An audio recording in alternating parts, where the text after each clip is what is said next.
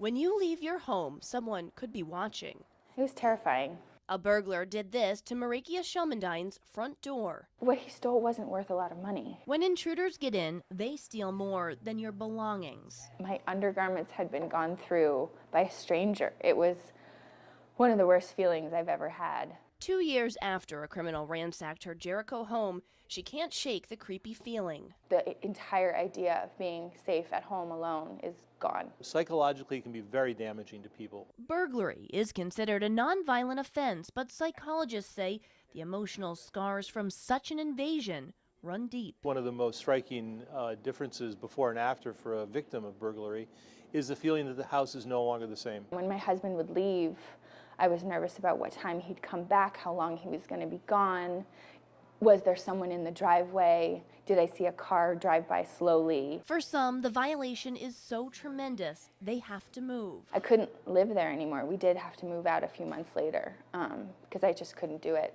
It was too much. A good burglar will watch a building. The deputy police chief of Vermont's largest city says many burglars will case a neighborhood, watching residents learning their habits before a rash of break-ins. He says Vermont's opiate epidemic is driving the crime spree, addicts fulfilling a desperate need for items they can sell or trade for a quick fix.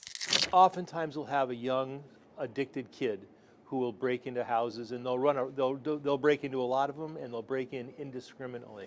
This is an important point for victims to know, is that their house wasn't picked out because of them. It was picked out because it was the next house in line. We wanted to know how often this is happening and how many criminals actually get caught. There's not one central agency that tracks burglary trends, so we had to call each police department to get you answers. Here's a snapshot of Chittenden County. Since the start of the year, Burlington's had 184 reported burglaries, 50 in Essex, 48 in Colchester, 38 break-ins in the 8 towns State Police Patrol. South Burlington had 33, Winooski 17, 15 burglaries for Milton, 12 for Williston. Richmond and Heinsberg tied with 6. We found that most burglaries go unsolved, around 75%. Is there anything that you can do to protect yourself? Lock doors and windows. It's that simple. And keep an eye out for anyone who seems out of place. Police say you know your neighborhood best. If a burglar does get in, police say there are clear do's and don'ts. The first thing they should do is call 911 because they can never be certain that the burglar isn't still present.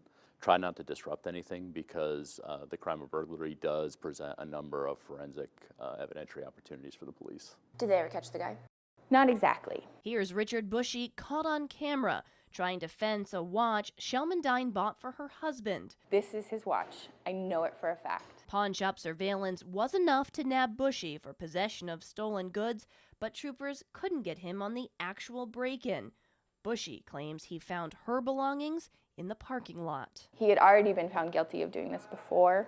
He had a record, and we kind of felt like he knew exactly what to do to foil the system.